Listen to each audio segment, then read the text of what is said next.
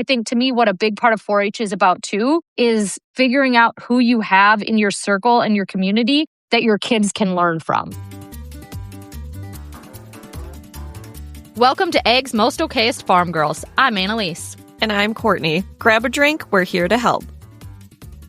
Hello, everyone. We are back. We are in the thick of summer. We just each got done with our county fairs. And so we felt like it was appropriate to maybe talk about getting kids interested in agriculture because we love a fair. We love 4-H. That's just like one of the many ways, I think, getting kids involved in agriculture. So let's recap the county fair. Let's talk about why it's important. Let's share. Let's start with the county fair. How you doing? Did you survive? Was it hot AF? It was freaking hot. Oh, hot. It actually, the timing was better than others county fairs because a lot of people got hit with the Canada Fire smoke. Yeah, that was during our fair. Yeah, and it was like 90 degrees. Ours was not that bad. It was like 80s. Ugh. It was still freaking hot, though. Ooh, yeah. I think ours was the week after yours. That week it was super hot. It was brutal, but we powered through. The kids had a great time. And so my kids are still only clover buds, so they can't even bring animals to the fair yet. I mean, I guess they could have if they went through the open show. But I was like, I need to see a little more responsibility from you guys before we commit to bringing animals to the fair all week long. Because that's when it really begins. That's when shit gets real. So that's going to be us next year. But even this year, they did so much better at being responsible. Last year, I felt like all they wanted to do was run around with their friends and go on rides. And I was like, well, here's the deal. We have to do our shift in the 4-H food stand. And last year they were about it. But this year I was very proud of them. They were working the food stand, counting money, getting orders. And they did that for a solid 2 hours when it was 100 degrees in some unair conditioned building. We were just dying. But they did it. And then after that, we got to go do the fun stuff. So I'm proud of them for kind of figuring out okay, work hard, play hard. I was just going to say that. Work hard, play hard, kids.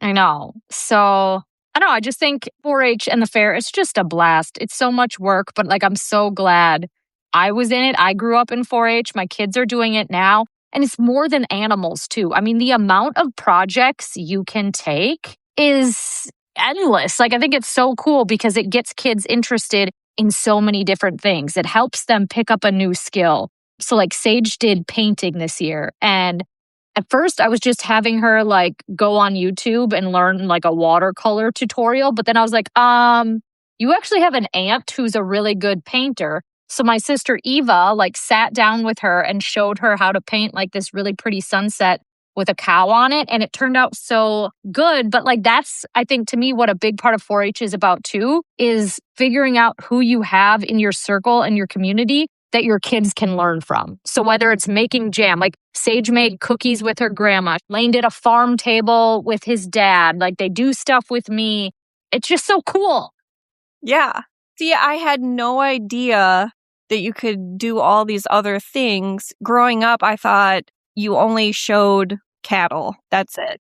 Yeah. And I would have loved, I saw my friend's son had his garden produce in there and entered a vase of flowers, and nobody told me growing up. I would have been all for it. And that's just the fair part of 4-H. 4-H is still so much more than just the fair. Yes, that's our big highlight, essentially Super Bowl.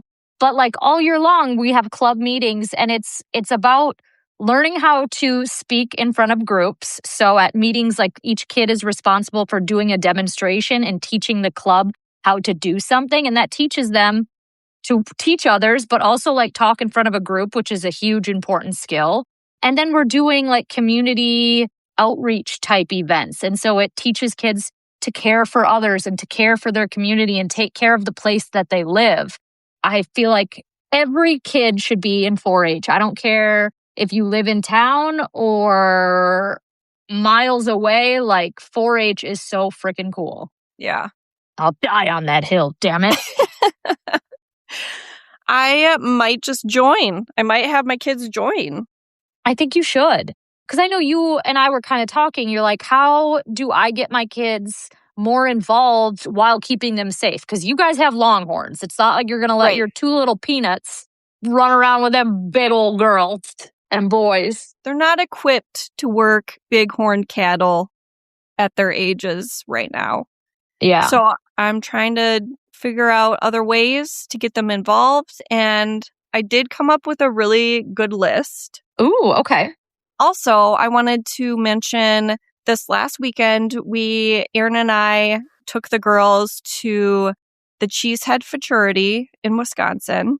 And I'll get more into the futurity later for our What You Ought to Know segment because someone asked on Facebook about it. But they did a Little Cheesers event while we were there.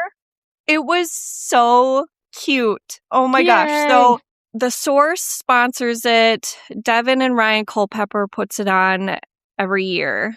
And the kids get to go in the pen, in the show pen with halter broke heifers. And it just gives them an opportunity for like show off their showmanship. Every kid that participated got a really fancy buckle. Ooh. And it's just like it got them excited about it. Yes.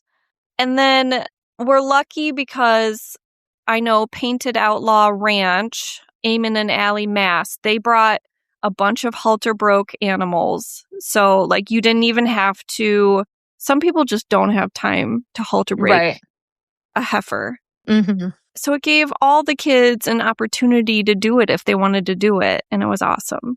That is so cool. Huge fan.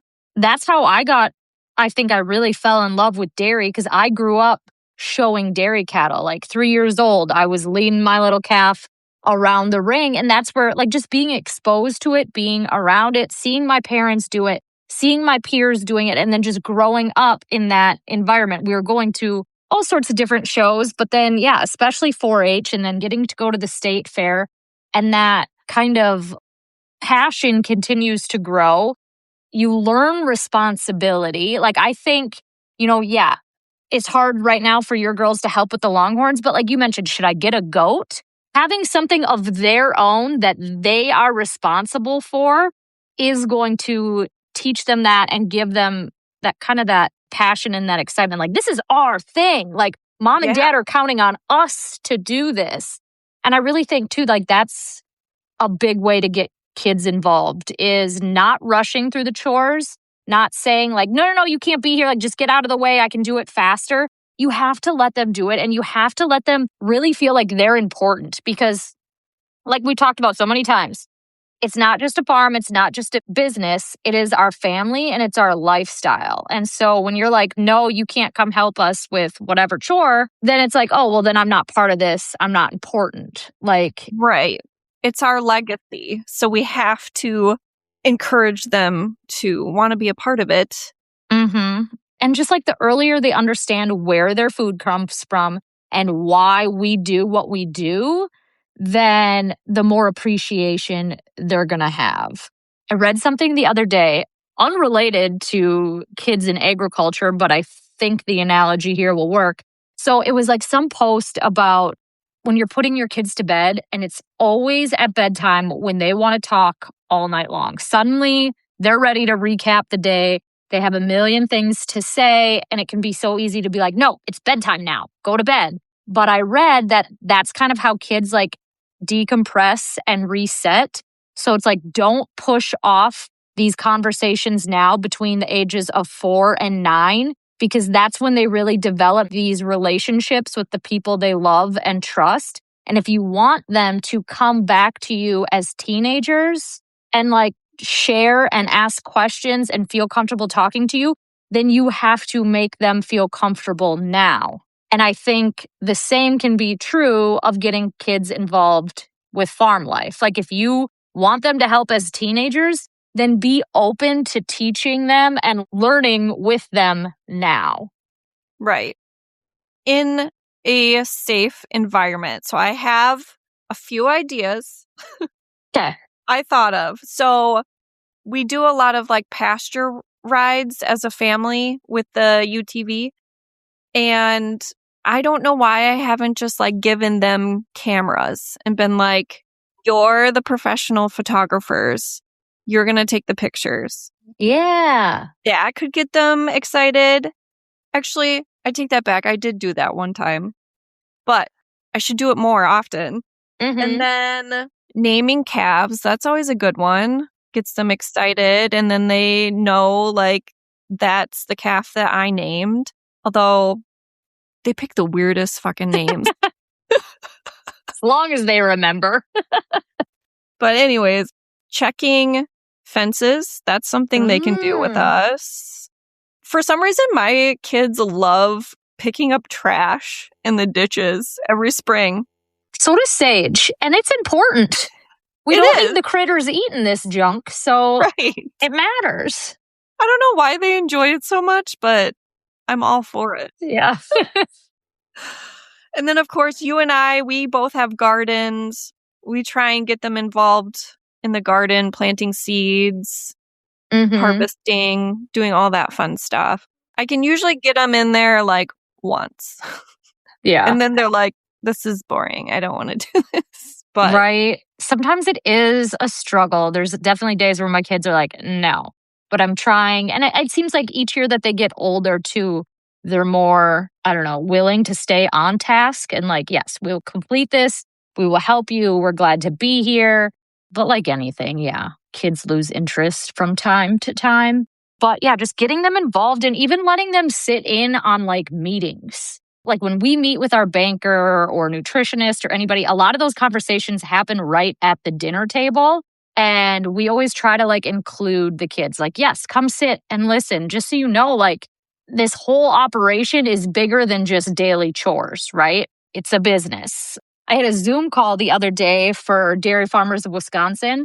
And I had my earbuds in. I was kind of making the kids lunch and Sage grabbed one of my earbuds because she wanted to listen to the meeting too. And I was like, great. Like, I want you to hear, like, because sometimes I'm like, do you think I'm just on my phone dilly-dallying? Like, no, I'm in a meeting right now. And yes, like, come and listen and hear what we're talking about and what's important. But then something really funny happened. Oh boy, what? We're in the middle of the meeting. I have one earbud in and Sage had one in, and I thought I had put Zoom on mute so nobody could hear me. And I was kind of sitting in a chair in the living room, and Sage was sitting at the counter eating, but she wasn't sitting. She was like half standing up because God forbid a child actually sits their full ass in a seat. And so I said, Sage, please sit on your butt. And the person leading the meeting goes, what was that, Annaliese? Did you have something to say? You're like, what? Oh, shit. I was like, no, sorry. I thought I was on mute. So like, I don't know how much they heard it for how long, but I messaged my friend who was also in the meeting and I was like, did you hear all that? She's like, all I heard was sit on your butts. And we all like stood up straight. And everyone listen to Annaliese right now. Sit on your butts. But like, anyway, I don't know, just things like that too. The more involved you can get them with even the boring businessy stuff, I think it matters. And I also, like, this is a hill I'll die on too. You need to tell kids why you do things. I remember as a teen and even younger on the farm, like sometimes I would cut corners because in my head, I'm like, why the hell are we doing this? This seems extra. This seems dumb. It was because nobody taught me the why we do it this way. So you got to break it down for your kids and really teach them everything behind it and why it's important and why it matters. And then they're going to do a good job. Right. I agree. Also sharing family stories, the history, going through old photo albums and showing kids how you got to where you are today. Because I think for most of us, there's a good story there, whether you're the first generation or the sixth generation. Like cool things happen to get to where you are. And you got to share that with the kids because, again, that is going to help grow that passion. Yeah. The goal isn't to raise every kid to be a farmer, but I think the goal is to raise kids who understand hard work and where their food comes from so that they can help strengthen that connection from farm to table, whether they decide to be a farmer or just like an advocate for our industry. You know what that just reminded me of? Sorry, this is off topic. When I was at the futurity this last weekend, the announcer gave us a shout out. And he was like, what's it called? Okay, farm girls. And I go, Ags. Most okay is farm. And he's like, eggs? Like eggs? So you did it too. You did it too. Sorry. Oh, golly. That was off topic. Great. But apparently I say eggs as well. When we came up with the name for this podcast, we probably should have, I don't know, done some Less research. words would have been good. Yeah. But we're stuck with it now, guys. We can't rebrand. Nope, it's too late. OKFG. We'll just call ourselves that. Yes. OKFGs. But yeah, I hope you guys decide to join 4-H because I love it. I think you'll love it. There's just so many opportunities for kids. And it's a great way, too, to learn more about just other like clubs and like daytime, like summer activities. Like there'll be different workshops and this and that. I don't know. It's just pretty cool. I love it. I'm going to do it. Yeah. All right. What else on getting kids involved in ag? We bring our kids to all the cow sales and shows, and most of them are very like family oriented. So if you have longhorns, I suggest checking those out. Mm-hmm. Yeah. And within dairy, I mean, I think every genre of agriculture, there's different youth groups. You know, we have the Wisconsin Holstein Association. There's Cow Camp that UW-Madison puts on. There's so many things you just kind of got to dig around and ask around and find those things. Right. Lots of family-oriented events that get kids involved and also teach kids how to be leaders. At least in my school, I don't know if you knew a lot of kids that were like in FFA or 4-H, but it was those kids that were more of the smarty pants kids, were really great leaders, speakers, athletes. Like, I think it just gives you this foundation of confidence. Like, helps you really find yourself, what you're interested in, teaches you how to learn things, figure things out. Like, it just, I think, makes a tough kid, a tough, smart kid. Uh-huh. Also, once you get like, God, I just had the best times at the fair when I was a kid, especially once I got older and I could stay overnight at the fair without mom and dad. And then... Oh, did you just like bring a camper or something? Yeah. Yep. We had a camper, and because at least with the dairy cattle, if you have a cow and she has to be milked, like you want to get all those chores done before all the spectators come through the barn. So it's like you got to wash your animals, feed them, give them water, do all the things, get ready. So you go through all this chaos. But then after that, like you go get pancakes at the Legion stand or whatever. And just memories, good times.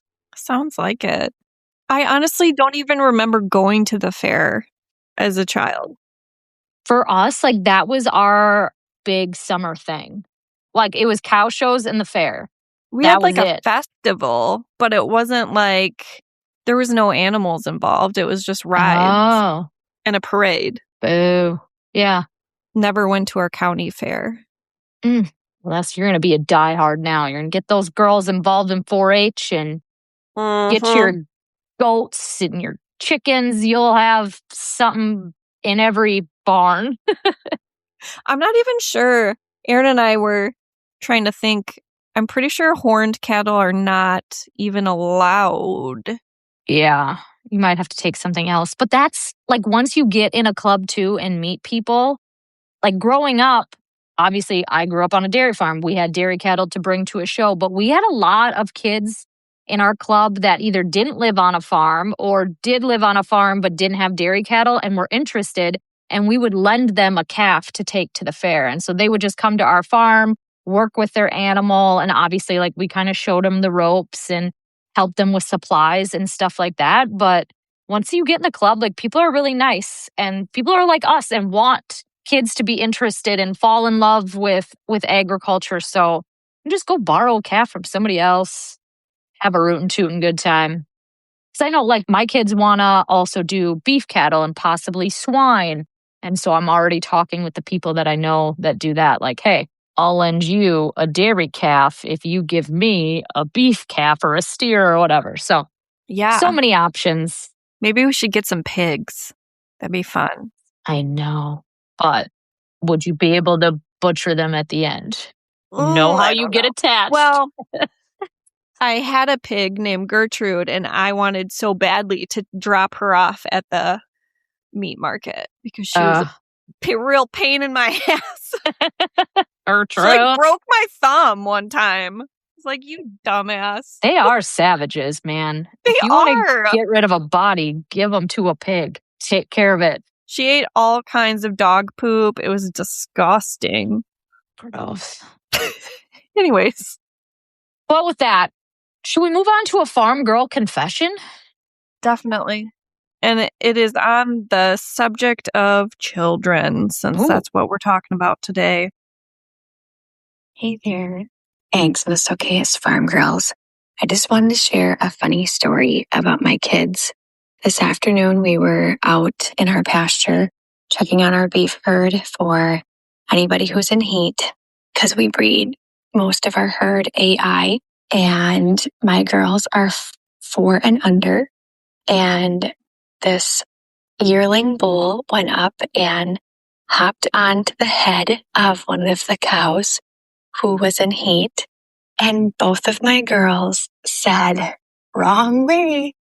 And it was just like comical. So what funny stories do you have about your kids being funny or feral on the farm, or even like somewhat embarrassing? It would be fun to have like maybe a little segment on things that farm kids say, because they say the darndest things, don't they? Oh my gosh. Do you remember we like dedicated a whole a live episode to this topic, actually? We did. I think it was Farm Progress Days. Yes, we did. But we should do one on here. Like, we should throw out the prompt on social. And like, if you're listening now, you heard it. Send us your funny farm kid stories. We want to hear them. Yeah, there were some doozies that we read off. This one's so good too. Like, I love that her girls knew. Wrong way. Like, because, well, we do all AI. And so when our animals are in heat and they mount each other, like, I think my kids just know, oh, they're in heat, or, oh, look at them, they're riding each other's backs. Like, Rip has humped the children before, and they just think he wants a piggyback ride. And I'm like, yeah, he really likes those piggyback rides. You know, that guy, he's a funny guy. I know. It's so hard to explain, like, at an age-appropriate level. Mm-hmm. The age our kids are at, this 6 to 9, if you answer one question, they're going to have more questions. Like, it just leads to more and more, which then gets a little like, you know what? The rest of that conversation we're going to have in a couple years later, you know? It's a slippery slope. It really is. We've talked about the whole semen thing, is like explaining, because there will be a semen tank on our doorstep, and then we have to explain. They're like, what is that? And you tell them it's semen, and they're like, okay, what's that? Yeah. You're like, how do I explain this in a way that I don't go into too much detail? Speaking of that, have you talked to your girls about periods yet? Ellie knows about a period. Okay. Both my kids do. Okay. Just because, like, I don't know, they've walked in on me going to the bathroom, taking care of business, changing my lady bits and stuff. And they're just like, oh my God, why are you bleeding? Are you okay? Yeah. And You're so hurt. then, You need to go to the hospital. So then I just explain, like, hey, I have eggs inside me like chickens do, but like not quite like chickens do. Like, mine looks a little different. And if it doesn't get fertilized by a seed, the daddies have the seed, then it just, like, my body shoots it out in the form of blood, doesn't last forever. Shoots it out. I don't know. What would you say? Just shoots out of me. Trickles out? Depends on the day. But I don't know. Like, that's about as deep as we've gotten. And I think as they get older, like, because I want Lane to know too. Like, if I don't know, there's ever a girl in his class that like gets it unexpectedly. Like, I don't want him to be the kid that's laughing at her. I want him to be the kid that like offers his sweatshirt to tie around her waist or something. You know what I mean? So we Right. are having these conversations. And the fact that like we do live on a farm and see this stuff in the form of animals every day makes it a heck of a lot easier, but still hard conversations. Mm-hmm. I don't know. What did you tell your girls about periods? Is there a better way to say it than it shoots out of Oh, me? that's that's an excellent way to explain it. Okay, good. School, actually, they have like a human growth and development in 4th grade. So that's why the counselor explained things to Ellie. And then she came home because she had more questions and wanted to talk to me about it. And so it was all good. And I saw she made like a little kit, emergency kit for herself. Oh, smart. Yeah, they must have like encouraged the girls to do that. Yeah, that's good. Mm-hmm. You got any good stories about the kids saying feral, embarrassing farm things? I can't think of any off the top of my head. I wish we would have recorded that. Yeah. We'll do it again. I feel like mostly I get embarrassed about like the kids talking about the things on the farm that we just don't want to talk about. Okay, where there's livestock, there's dead stock. But like, I don't want the kids to be like, yeah, dad had to shoot a cow today. You know what I mean? Like, it happens. It's part of it. Like, sometimes, yes, we have to put animals down, but like, without context, it could make us sound like really bad farmers. And I'm like, just please stop. Stop. Right? That's more embarrassing to me also than just talking about vaginas and vulvas semen. and Yeah. placentas. Yeah. Right. Sage was helping me feed calves. Oh, and we had this one calf that she was like 3 weeks old. She should have been drinking from a pail. She was a little princess, wanted help. I put a nipple in her bucket and then like kind of have to work with her. And I was like, well, Sage, you stick with her, help her, make sure she drinks. I'm going to keep feeding the rest. And she did. And she did a great job. And I was so proud of her. And she came back to like tell me a story. She's like, oh, yeah, the calf kept spitting out the nibble. She kept calling it a nibble. The nibble. She's like, nipple. And she's like, that's what I said. I was like, Pam or Pan? Pam? Are you saying Pam? We just had this whole nibble and nipple conversation. Nibbles. I'm going to call it that from now on. All right. Well, let's move on to what the hell. Courtney, what made you go, what the hell? Oh, I just got a doozy for ya. Bring it. Over the weekend, we did awards for the futurity at Lambeau Stadium, which is awesome. We took buses there, and I peed before I got on the bus. Okay. Mm-hmm. And it was like an hour, maybe 40-minute bus ride, and I just couldn't anymore. I was sweating with every bump. I was like, I'm going to piss myself. I don't know. I don't know what else to do. And so my friend was sitting by me. He's like, do you want me to go tell the bus driver that we need to make a stop?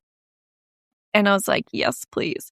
So he goes up front, and I see us pass like a couple gas stations, and I'm just sitting there like, I don't even know if I can stand up at this point without releasing a flood. Oh, no. So we finally made it there with no pee stop. And me and this other girl, I won't mention her name just in case she doesn't want to be on here. She's like, I've had 3 kids. I'm going to piss myself also. So we get off the bus and we're like frantically like trying to open the stadium doors. They're all locked. Oh, no. Of course. He dropped us off. Okay, this is my fault. I was like, stop the bus. I'm getting out. You did? Yes. I was like, this looks like a great spot. Open the damn door. I'm going to pee my pants. And so I made him like drop us off at not the main entrance. So this was shame on me. But this other girl, she's like, I'm going to have to drop my pants right here. I just don't know what else to do. So just peed. We peed right on the stadium. Like sidewalk? Yeah. Yup, sure did. Let her buck. Did anybody see you? While I was peeing, she was like, hey, I don't mean to freak you out, but there's a whole mess of people walking up. And then, like, we walk out. We're behind, like, a little corner.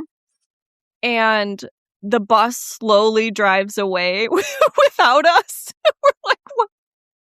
So you guys are just going to watch us pee and then drive off? Were you in contact with Aaron at this point? Like, did you have your phone? Could you be like, please come back? No, we just walked. Oh, God. And then we finally made it, and the whole bus had witnessed our flood. They're like, oh my God, that was a lot of pee. Stop. I'm just imagining you guys getting back on the bus, and it's like a slow clap. Yeah. And then we won High Point Heifer, though. And so everyone was like, hey, will you pee on my heifer? It must be good luck. And I was like, yeah, $50. $50 and I'll do it. New business venture. Here we go. So anyways. Courtney's magical pee. That was my big story. Make a fool of yourself. Tell the bus to pull over because you're going to pee your pants, and then watch it not pull over, and then just pee on Lambeau. It's fine. Sure, you're not the first, not the last. Right. There were no porta potties. How can you not have porta potties? Right. Get it together. You gotta go. You gotta go. Mm-hmm. Well, here's what made me go, what the hell.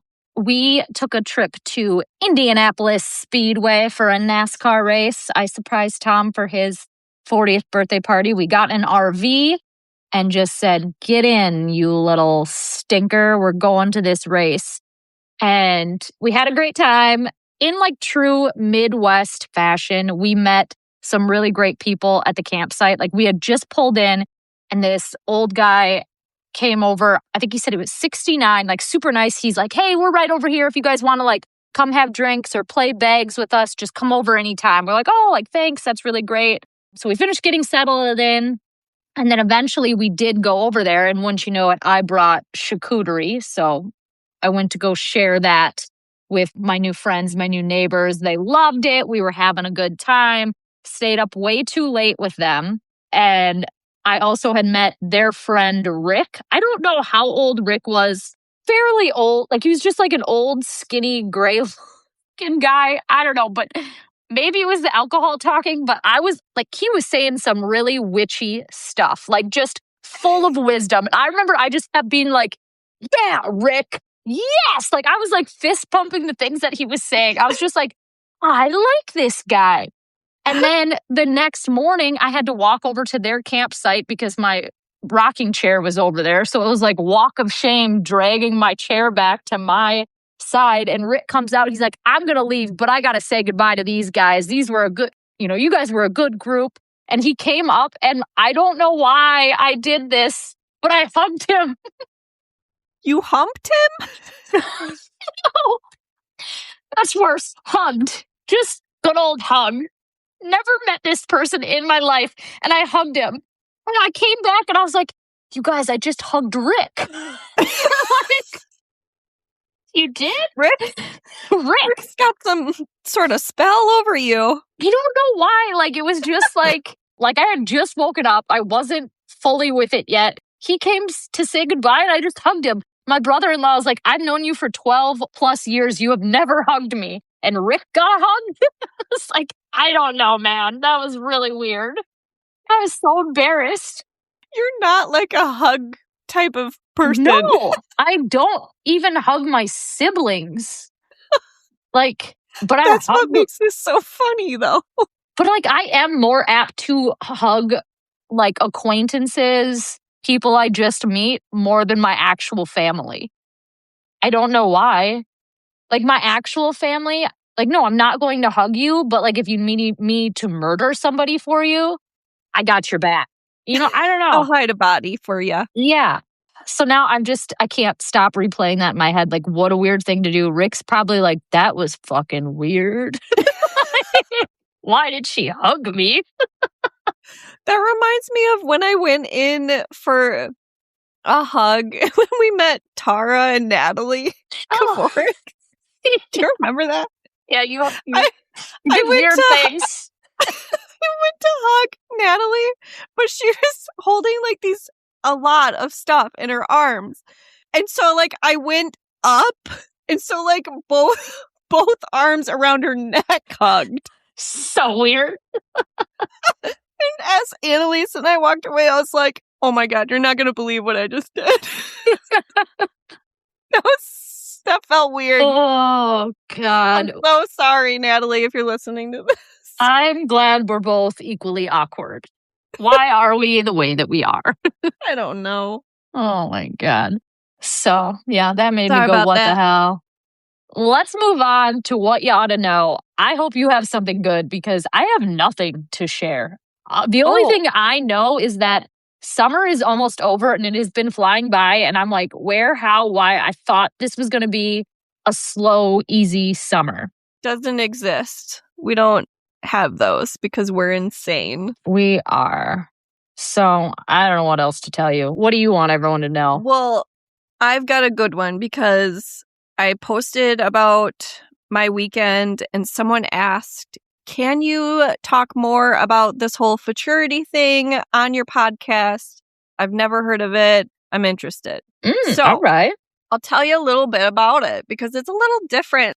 So Longhorn futurities, they usually have a sale as well. So one day's a futurity, one day's the sale. They're different than like showing animals at a county fair. This is more like geared towards breeders and genetics and just showing off your stock as like a marketing. It's a great way to market your animals. Mm-hmm. So this is kind of how it works. You pay an entry fee per animal, usually $100 to $200 per entry. You get everyone there in their pens, and then there's 5 judges usually, and there's a whole back crew that will work your animal for you. You don't have to do anything. You just sit in the audience. It's actually great. So they will put your animal out in the front so that the judges can evaluate them. They come out one at a time, and they will, all 5 judges score the animal. The highest and the lowest scores are thrown out, and then the remaining 3 are added up, and that's how each animal is assigned a place. And there's different classes. One thing that's kind of cool is they have what's called a Calcutta, and it's basically bidding. Say that again. Calcutta? A Calcutta. A Calcutta. It's basically gambling, and it's fun. Ooh. It's a fun way to win money. So after each animal, after the judges are done scoring, the auctioneer will start selling he's not selling the animal, he's selling the Calcutta, and you're going to buy it if you think that animal is going to place. Oh, that is fun. It is fun. And we've gotten really lucky. Like sometimes people just aren't paying attention and we'll buy our animals Calcutta. Mm-hmm. And we usually do, like our animals usually do place. Yeah. Most of them, not all of them, but most of them usually place. So we have like sometimes doubled our money doing that. Wow. We'll spend like $75 buying our animals Calcutta, and then we'll get like $300, $500 back. That is fun. I am not a gambler, but I would gamble on cows, like in that sort of atmosphere. Like, yeah, I'll buy into that. Like, that is fun. Right? It does get a little tricky. So like they'll tell you in each class how many place and how many payouts there are. So like I'm not good at like doing the math. Like if you're like one of ours, their Calcutta got up to $800. Whoa. Someone bought it. And I'm like, I don't know if that's going to pay off, even if. Yeah. Like the larger the class, the more money you can spend. Makes sense. Yep. But yeah, it's super fun. Yeah. Once they do the awards, usually you will win each class. They have a first, second, third, depending on the class size. But you'll win a buckle or sometimes a bronze. Mm-hmm. And checks. You can place in the money. Yeah, show me the money. It pays for our trip a lot of times. How many do you do like a year? 3 or 4? 2 for sure. We always do the Wisconsin one. It's a really good time. Michigan also. It's a really fun one. Both of those are very family oriented, which I like. Sometimes we do the Millennium as well. Okay. That one's in Kentucky. And the girls just had a blast. Yeah. Are they excited to like come back and get in the ring again? Yeah. Yeah. Ever since they did that, like, I don't know, just going back to the topic of getting kids interested in ag, do you feel like now that they're home, like they're looking at the farm and the animals a little differently or a little more proudly? I think so. Now that they've been, because they got to have a heifer to show all to themselves. And so, like, they knew their name and they're just talking about, oh, Peggy, like, she was such a good girl. And, like, yeah. They got to be right up close to them. Mm-hmm. And they even gave them, like, the sticks that you can massage. Oh, their belly. Yep. Yeah, the little scratchers. So they just loved that. Good.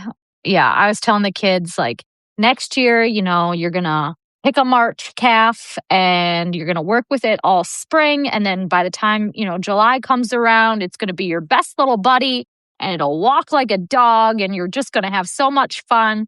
And they are like super excited. They're like, I think I already know which calf I want to take. And they go out to the hutches and pick one. And I was like, well, fun fact, that calf will be a giant by July next year. The one you're going to take hasn't even been born yet. So just relax. But we'll get there. Yes. Love it. Well, Courtney, goddamn, we got to go. Goddamn. We've talked long enough. But hey, friends listening, if you have a funny farm kid story, you know what to do. Head to the link in the show notes. Leave us a voicemail. If you don't have one about your kids, tell us something else. Confess something. Ask us a question. You know we love to hear from you. We haven't had a real dirty little secret come out in a while. Those are fun. Yeah, like... Give us one of those. Right, a deep, dark family secret. And it's all anonymous, guys, okay? But give us the tea. Make it good and juicy, all right? All right, well, Courtney, bye. Bye. Bye, guys. Have a day. Guys, thanks for hanging out with us today. If you had as much fun as we did, would you do us a favor and share this episode with a friend? Speaking of friends, can we all be friends over on the Instagram? You can find me at @ModFarmChick. And me at Mrs. Green Pastures Cattle. See you next week, guys.